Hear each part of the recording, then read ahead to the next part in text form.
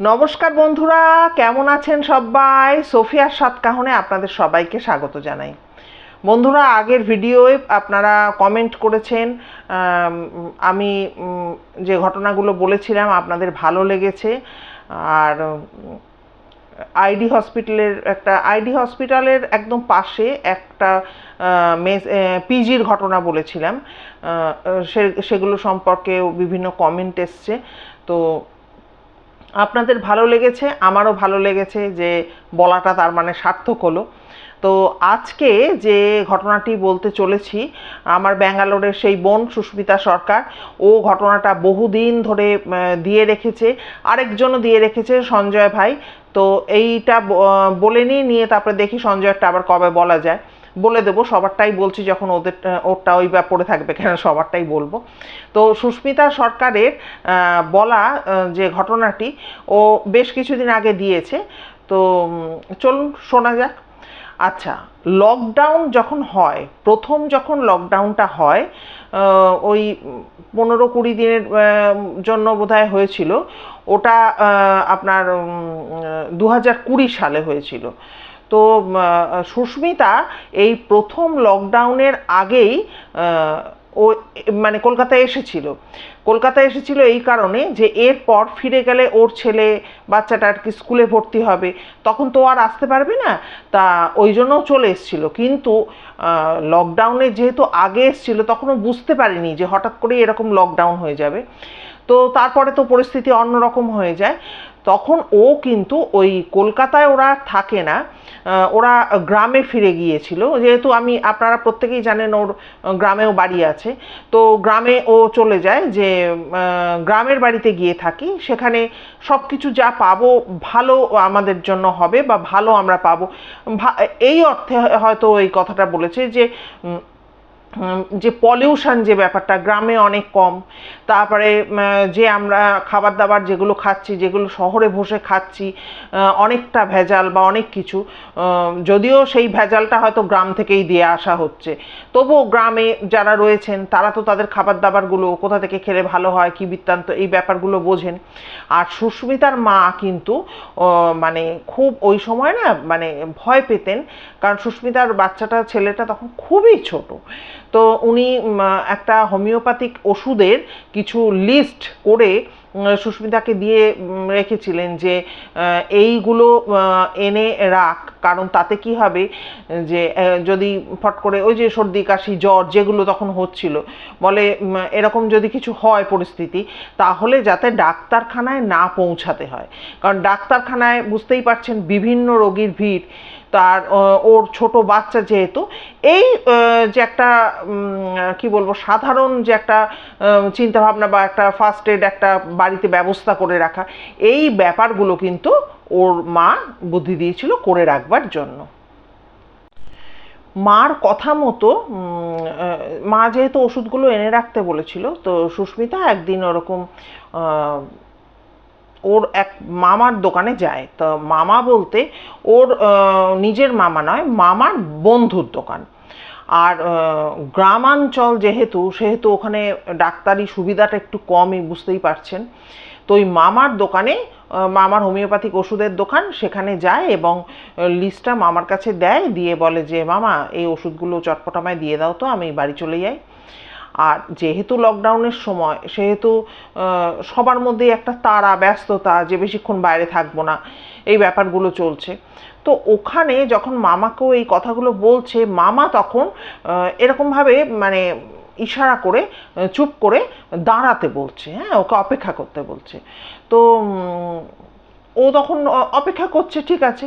তো এর মধ্যে ওর চোখ পড়ে দোকানের ভেতরে, দেখে একটা মহিলা বসে, একটা বউ আর কি বসে, এবং বউটা অদ্ভুত টাইপের একটু হয়ে বসে আছে, এবং বউটাকে দেখে বউটার সঠিক বয়স কত ও কিন্তু আন্দাজ করতে পারেনি, কিন্তু বউটার বসা টসাগুলো কীরকম একটু লাগছে, অদ্ভুত টাইপের হয়ে বউটা বসে আছে। আর পাশে একজন ভদ্রলোক দাঁড়িয়ে আছে, মানে বসে আছে, ওনার হাজব্যান্ড, এটা বুঝতে পেরেছে। আর ওনাদের সাথে একজন বয়স্ক ভদ্রলোক রয়েছে, মোটামুটি 52-53 এরকম মতো ওনার বয়স। তো এবারে ও বারবার বলছে যে মামা তুমি ওষুধগুলো দিয়ে দাও, আর তত মামা বলছে কি যে এই তুই এক কাজ কর তো, তুই আমার পাশে এসে বস। তখন সুস্মিতা বলছে যে আমি দেখছি আবার মামার পাশে একটা বড় টিকটিকি, যেখানটা বসতে বলছে ওর মামা, সেখানে দেখছে একটা বড় টিকটিকি। এবার টিকটিকিকে খুব ও ভয় পায়, ও যাচ্ছে না। এবার বারবার করে মামা বলছে তুই ওখানে দাঁড়াস না, তুই এসে আমার পাশটায় বস। বলছে একবার গিয়ে আমি মামার পাশে বসলাম ঠিক কথা, কিন্তু ওই টিকটিকির ভয় এই সমস্ত ব্যাপারে আবার আমি গিয়ে কিন্তু মেয়েটার পাশে গিয়ে বসলাম। এবার মেয়েটার পাশে বসবার পর মামা কিন্তু বললেন যে তুই ওখানে বসিস না সুস্মিতা, তুই এক কাজ কর, তার থেকে বাইরে গিয়ে দাঁড়া। তো আবার বাইরে এসে দাঁড়িয়ে আছে এবং ভাবছে যে মামা এরকম করছে কেন, হ্যাঁ মামার ব্যবহারটা এরকম লাগছে কেন। তো এর কিছুক্ষণ বাদে ওই যে তিনজন মানুষ বসেছিল, ওই মহিলাটি, তার হাজবেন্ড এবং একজন বয়স্ক মানুষ, ওই বয়স্ক মানুষটি হঠাৎ করে মেয়েটিকে প্রশ্ন করছে যে তোমার এখন কেমন লাগছে। তখন মেয়েটি বলছে যে হ্যাঁ আমার এখন একটু হালকা লাগছে, আর বুকের ব্যথাটাও আমার এখন বেশ কিছুটা কমেছে, এইটা কিন্তু মেয়েটি বলে। তো যাই হোক, এবারে ওই যে বয়স্ক ভদ্রলোক উনি ওই মহিলার হাজবেন্ডকে বললেন যে তুমি একটু যাও তো, তুমি বেরিয়ে গিয়ে একটা নুন নিয়ে এসো, নুনের প্যাকেট নিয়ে এসো। তখন ভদ্রলোক বলল ঠিক আছে। বলছে শোনো শোনো, ওই রকমভাবে কোনো নুন টুন এনো না, কোনো ওই আয়োডাইজড কোনো নুনের প্যাকেট এনো না, কিন্তু যেগুলো আর কি লোকাল কম দামি যে নুন পাওয়া যায় ওই এক প্যাকেট নুন নিয়ে এসো। আর অনেক কিছু আজকাল তো বেরিয়েছে, এই সল্ট অমুক সল্ট ওইগুলো কিছু আনবে না, যেটা একদম চালু নুন, যে নুন পাওয়া যায় সেই নুন নিয়ে এসো। তো ভালো কথা। সুস্মিতা তো ওখানে দাঁড়িয়ে রয়েছে, এবার ও একটা অস্বস্তি হচ্ছে। ও বলছে যে বাড়িতে 10-15 মিনিট দাঁড়িয়ে থাকা বা বসে থাকা এক জিনিস, আর রাস্তায় একটা দোকানের সামনে 10-15 মিনিট ধরে দাঁড়িয়ে থাকা, এটা তো একটা অস্বস্তিজনক ব্যাপার, বিশেষ করে ওই সময়টায়।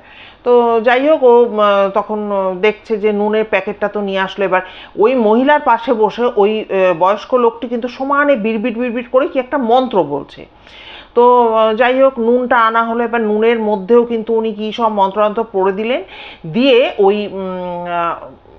মহিলাটির হাজবেন্ডের হাতে দিয়ে বললেন যে এই নুনটি তোমরা বাড়িতে সবাই একটু একটু করে খাবে, আর তোমার স্ত্রীকে কিন্তু রোজ কিছুটা করে করে নুন খাওয়াবে, হ্যাঁ অল্প অল্প করে কিছুটা করে খাওয়াবে, আর বাড়ির এন্ট্রেন্সের সামনে কিন্তু নুনটা ছড়িয়ে রাখবে।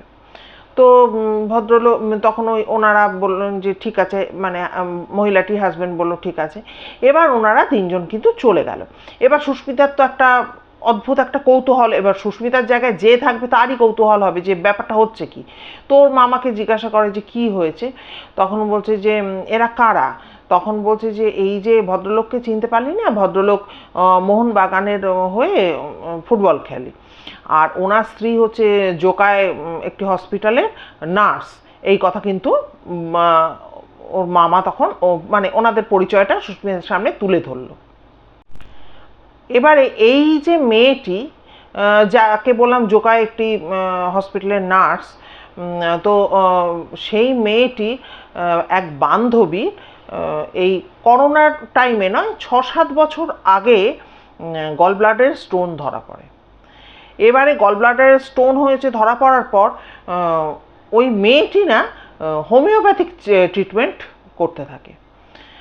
তো অনেকের তো ফ্যাসিনেশন থাকে যে আমি অ্যালোপ্যাথিক ট্রিটমেন্ট করব কি হোমিওপ্যাথিক করব, হয়তো সেরকমই ছিল। হোমিওপ্যাথিক ট্রিটমেন্ট করতে থাকে, তার যে একটা পেটে যে ব্যথা হতো, যন্ত্রণা হতো, সেটা কিন্তু এই ট্রিটমেন্টের পর কিন্তু টোটালি বন্ধ হয়ে যায়। হ্যাঁ, ব্যথা যন্ত্রণাটা বন্ধ হয়ে যায়, কিন্তু সে নিজেও জানতে পারেনি বা বুঝতে পারেনি, হয়তো কি ব্যাপার জানি না, কিন্তু একটা তো শরীরে অস্বস্তি থাকারই কথা, বা যিনি ট্রিটমেন্ট করছিলেন সেই ডাক্তারবাবুও বা হয়তো বুঝতে পারেননি।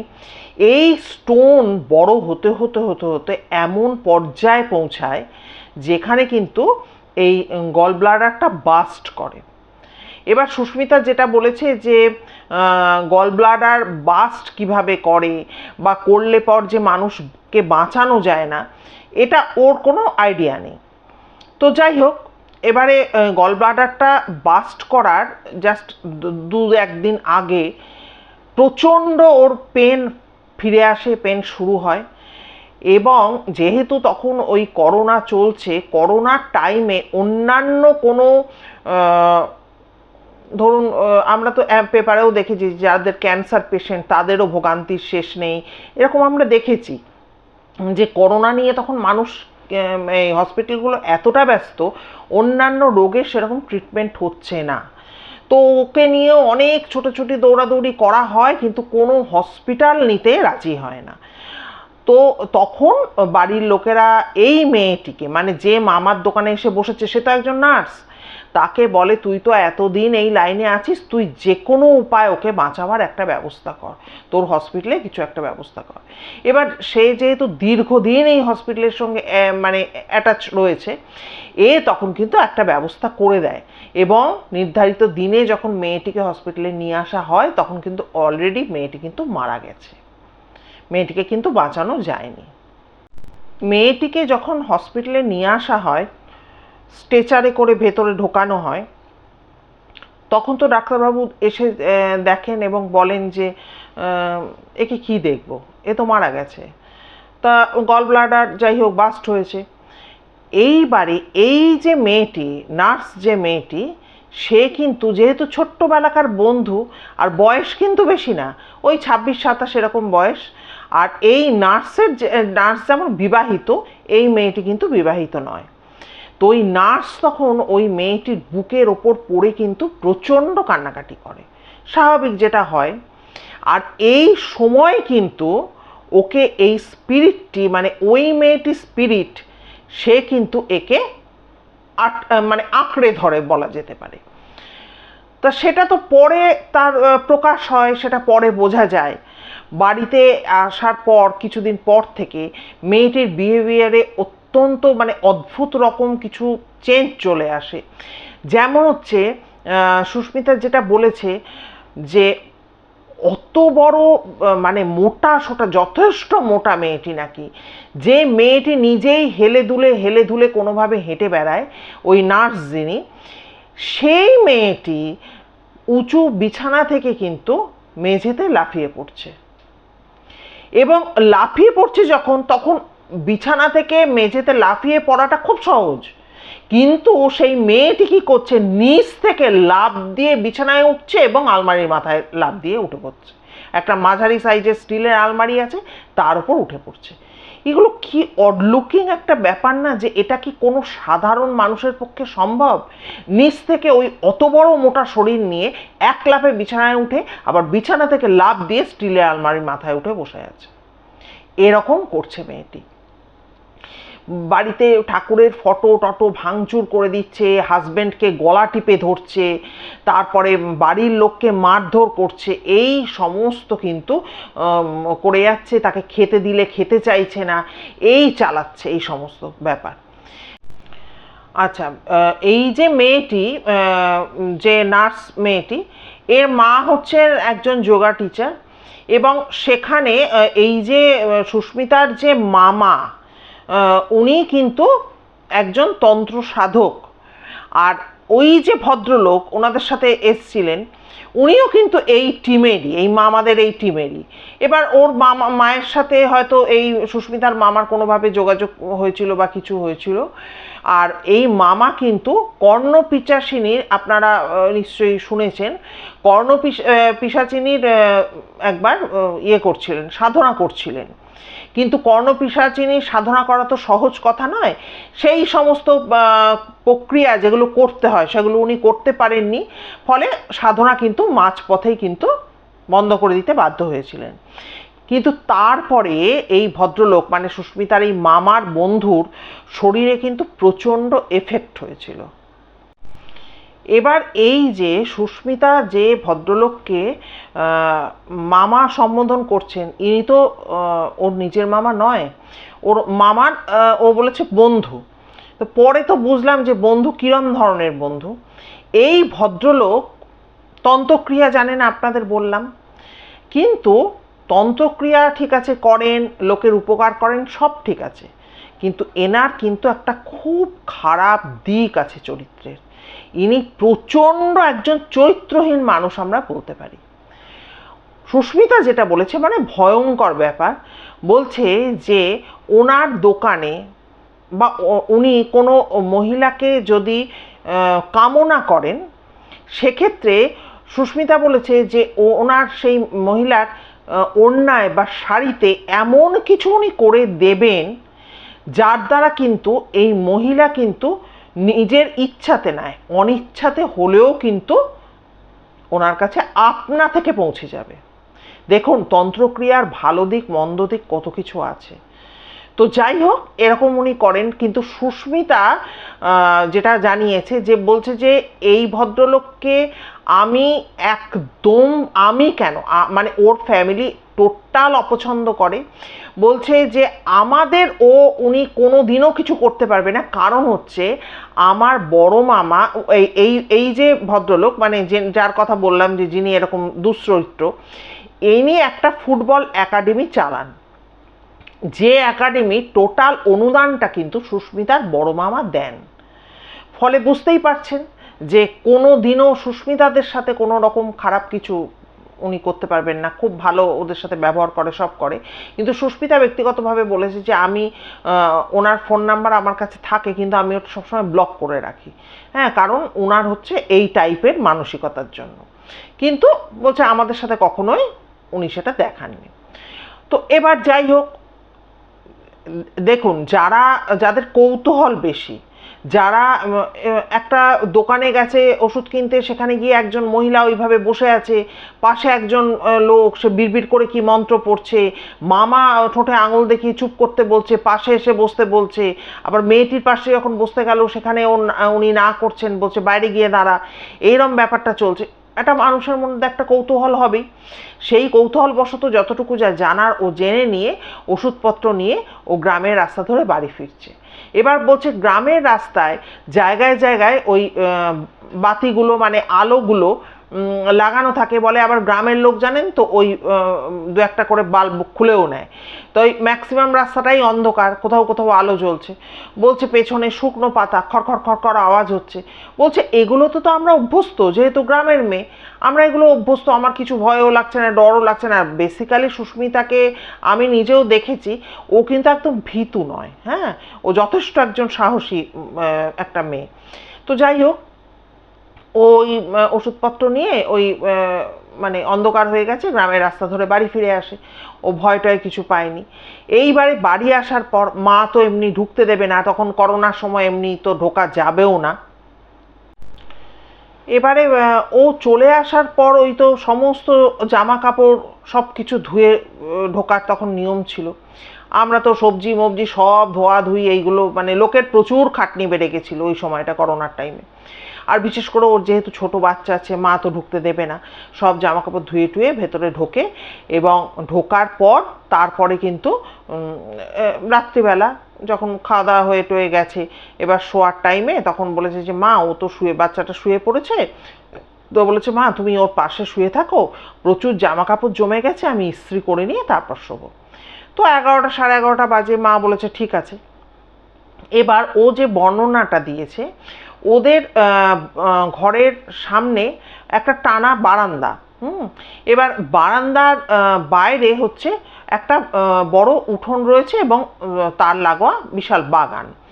এবার এই যে উঠোনে এই গাছের পাতা টাতা এই সমস্ত পড়ে। এবার করোনার সময় সবাই তখন বাড়িতে আছে, আর লোকের কাজও প্রচুর বেড়েও গেছে, কিন্তু ওর মা ওই উঠানটা সবসময় পরিষ্কার করে রাখতেন, যে কোনো রকম পাতা পুতা এই পড়ে থাকবে বাড়ির সামনে, এটা কিন্তু হতে দিতেন না। তো পরিষ্কার পরিচ্ছন্ন টিপটাপ করে রেখেছে। আর এ বসে বসে ওইখানে ইস্ত্রি করছে। তো হঠাৎ করে ওই উঠোনের মধ্যে একটা পায়ের আওয়াজ এবং খড়খড় খড়খড় যেন শুকনো পাতার মতো আওয়াজ পাচ্ছে। তো ও ভাবছে যে ওর কাকার ছেলে আছে, ওই কাকার ছেলেরা মাঝে মধ্যেই না ওকে এরকম ভয় দেখায়। তা এবার কি, যে ভয় দেখাবে সে তো বেশিক্ষণ ওইটা কাজটা করবে না, কিছুক্ষণ হয়তো হাঁটা চলা করলো। আর ও কিন্তু ভেতর থেকে বলছে এই আমায় কিন্তু ভয় দেখাস না, হ্যাঁ, আমি কিন্তু জেগে জেগে আছি এখন। আর সারা ওই উঠোনের দিকে সমস্ত বাড়ির মানে চতুর্দিকে আলো নেবানো, খালি ওই ঘরটুকুর মধ্যেই আলো জ্বলছে। ও বলছে, এই ভয় দেখাবি না কিন্তু, হ্যাঁ আমি কিন্তু জেগে আছি, আমি কোনো ভয় পাচ্ছি না, আর তোর ক্ষমতা নেই আমাকে ভয় দেখাবার। এরকমভাবে ভাই বোনের যে সম্পর্ক আর কি, তো এরকমভাবে বলছে। আর কিন্তু ও একটা জিনিস লক্ষ্য করছে যে এরা যদি হতো, মানে ওর কাকার ছেলেরা, এরা কিছুক্ষণে হাঁটাচলা করে দূর তোকে ভয় দেখানো গেল না, বা হয়তো বলবে যে কিরে ভয় পেয়ে গেলি, এই বলে হয়তো চলে যাবে। কিন্তু এইটা কিন্তু কন্টিনিউয়াসলি কিন্তু হচ্ছে, ওখানে কিন্তু কেউ একটা হাঁটছে। এবারে ও যেটা সুস্মিতা বলেছে যে ওদের ওই ঘর থেকে বেরিয়ে, বললাম তো টানা বারান্দা, বারান্দা অন্য প্রান্তে আর কি বাথরুম, কিন্তু এই যে বারান্দাটা ধরে ঘর থেকে বেরিয়ে বাথরুমে যাবে, এখান থেকে কিন্তু পরিষ্কার ওই উঠোনটা দেখা যায়, এবং উঠোনের ওপাশে কিন্তু বাগান, যেটা আর কি নিকষ কালো অন্ধকারে রাত্রে ঢেকে রয়েছে। বলছে যে যে কেউ কিন্তু ওই বারান্দাটায় বেরিয়ে ভয় পেয়ে যাবে। বলছি কিন্তু আমি কোনো দিনও কিন্তু আমার মাকে ডাকিনি যে মা আমি বাথরুমে যাব তুমি সাথে চলো, এরকম কিন্তু কোনো দিনও হয়নি। কিন্তু ওদিন ওর একটা অদ্ভুত একটা মানে ফিলিংস তৈরি হচ্ছে যে এরকম হচ্ছে কেন, এটা কি শুনছি। তখন মনে হচ্ছে দেখি তো মাকে ডাকি তো, যে মা শুনতে পায় কিনা। এবারে যেই ও মাকে ডেকেছে, মা তো উঠে পড়েছে ধর্মর করে, কারণ ও মা জানে যে কোনো দিনই ও ডাকে না। তখন কিন্তু ও মাকে বলে যে মা তুমি একটু কান করে শোনো তো, উঠোনে কারো পায়ের আওয়াজ পাচ্ছ? তখন শুনতে শুনতে ওর মা বলে হ্যাঁ পাচ্ছি তো, কে রে, কে ওখানে হাঁটছে? এবারে ওর মা বলছে নিশ্চয়ই এটা সুকান্তর কাজ, সুকান্ত মানে কাকার ছেলে। তখন সুস্মিতা বলেছে যে না মা, এটা সুকান্ত নয়, আমি বহুক্ষণ ধরে এই আওয়াজটা শুনছি। তখন এবার ওর মা চিন্তাভাবনা করে বলছে আচ্ছা তুই তো সরলের কাছে গিয়েছিলি, সরলের ওখানে কিছু হয়েছে? সরল মানে ওই যে মামার বন্ধুর মতো যিনি আর কি, সরল বলছে, আসলে উনি মহা জটিল আর কি লোক। তো যাই হোক, তখন সুস্মিতা বলেছে যে হ্যাঁ সরল মামার কাছে গিয়েছিলাম, তখন এই এই ব্যাপার হয়েছে। তখন বলছে যে ঠিক আছে আমি সরলকে তাহলে ফোন করছি। তো তো বলছে যে 12টা বাজে তুমি এখন ফোন করবে? তখন বলল ও তুই ভুলে গেছিস 12টা বাজে, এখনই তো দিন শুরু হলো, ও তো এখনই ওই সমস্ত পূজা পাঠ যা করার ওদের ক্রিয়া টিয়া করার, এই তো ওদের এই সময় থেকেই তো ওরা সমস্ত করবে, অসুবিধা কি আছে? তো ওর মা তখন ফোন করেন। তখন ফোন করে বলছি যে হ্যাঁ সরল, এরকম মেয়ে তো আজ তোমার দোকানে গিয়েছিল, তোমার দোকানে তো শুনলাম এই এই হয়েছে। তখন বলছে কি হয়েছে, সব বলেছে আপনাকে? তখন বলছে হ্যাঁ সব বলেছে, কিন্তু দেখো আমাদের এখন এই রকম ঘরের সামনে উঠোনটায় এইরকম একটা কাণ্ড হচ্ছে, কেউ যেন হেঁটে বেড়াচ্ছে, কিন্তু সেই হাঁটাটা সিঁড়ির তলা অবধি আসছে, সিঁড়িতে কিন্তু উঠছে না। হ্যাঁ, তো মানে বুঝতেই পারছেন উঠোন থেকে সিঁড়ি, তারপরে ঘরগুলো বারান্দা, তারপরে ঘর। বলছে সিঁড়ি দিয়ে কিন্তু সিঁড়ি অবধি উঠছে না। এর পেছনে কারণ হচ্ছে, সুস্মিতা এটা বলেছে, সুস্মিতার বড় মামা একজন তান্ত্রিক ছিলেন, এবং ওনার যে 3 ছেলে না 4 ছেলে, তার মধ্যেও একজন তান্ত্রিক আছে। তো ওদের যখন কোনো বাড়ি তৈরি হয় তখন সেই বাড়ি ও বলেছে বন্দনা, যেটাকে আমরা বলি বন্ধন বোধ হয়, সেই ব্যাপারটা করে দেওয়া হয়। এবার বলছে যে আমাদের বাড়িও সেইটা, ওদের বাড়িটাও সেইটা করা আছে। শুধু তাই নয়, বাড়ির ছাদের ওপর দিয়েও কোনো রকম যাতে কোনো খারাপ কিছু যাতে উড়ে টুড়ে না যেতে পারে, সেইভাবে একদম পুরো বাড়ি ওইভাবে বাঁধা আছে, কিন্তু উঠোনটা সেটা করা নেই। ফলে ওই উঠোন অবধি আসছে, কিন্তু সিঁড়ি দিয়ে কিন্তু ওপরে উঠতে পারছে না। তখন ওই সরল মামা উনি তখন বলেন যে আমি তো ওকে কত করে বললাম যে তুই আমার পাশে এসে বস, কিন্তু ও তো লাফ দিয়ে গিয়ে ওই মেয়েটির পাশে গিয়ে বসলো। তখন সুস্মিতা বলছে যে তুমি তো আমাকে কোনো সেরকম বলনি কিছু, তুমি খালি আমায় চুপ করতে বলেছো, আর আমি জানবো কি করে যে এই সমস্ত ব্যাপার হচ্ছে, আর তোমার পাশে অত বড় টিকটিকি, ওই জন্য তো আমি ওইখানে ভয়ের চোটে বসতে পারছি না, আমি মেয়েটার পাশে গিয়ে বসেছি। তুমি যদি আমায় বলতে পুরো ব্যাপারটা খুলে, তাহলে কি আমি ওখানে গিয়ে বসতাম? তাহলে তো আমি বসতাম না। ওর মা সরল মামাকে পুরো ওই বাড়িটা যে বন্ধন করা আছে সেটা বলে। তখন বলে বা তাহলে তো খুবই ভালো, ঠিক আছে আমি আধ ঘন্টা বাদে আপনাকে ফোন করছি। তো আধ ঘন্টা উনি সময় নেননি, 10-15 মিনিট বাদে ফোন করেছেন। এবার করে নিয়ে উনি ওই যে ভদ্রলোক যিনি ওইখানে মানে তান্ত্রিক ক্রিয়াটা উনি করছিলেন, ওনাকে ফোন করেছেন। উনি তখন বলেছেন যে দেখুন আমি তো সাময়িক ওই স্পিরিটকে বার করে ওর শরীর থেকে দিয়েছিলাম।